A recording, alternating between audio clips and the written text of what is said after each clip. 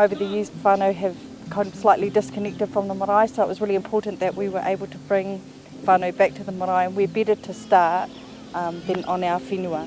Just reconnecting whānau, it was about a regroup, reconnect, because we had been separated.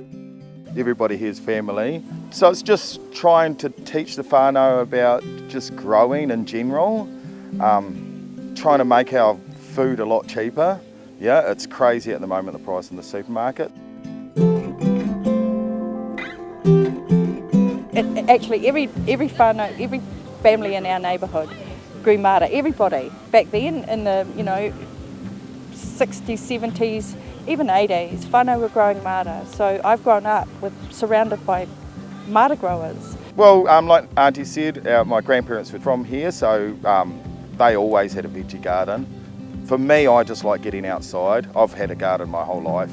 Every house I've been in, I've had a big garden.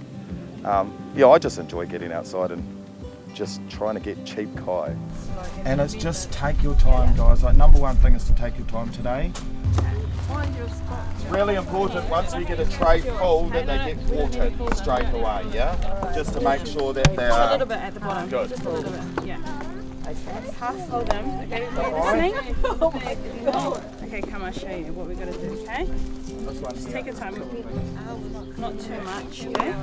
We are tikanga led. The approach that we take is a tikanga led approach. So it is about manaakitanga. It's about teaching our whānau so it becomes a habit. So it becomes instilled, ingrained in them that they have tikanga, me ona te reo.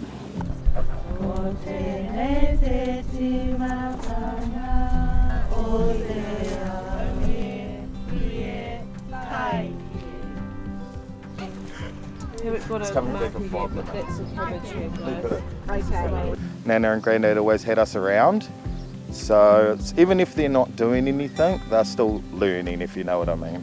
Like, that's number one, eh? Just to have them there.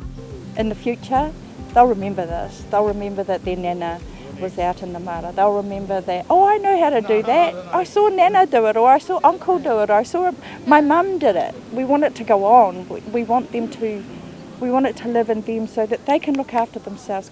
That's what we want our babies to know. If ever I gave them a legacy, it would be this. It would be this Māra. It would be to learn to survive, grow your own kai. Really, I didn't really think I had a passion for it, but actually I think I might, just quietly.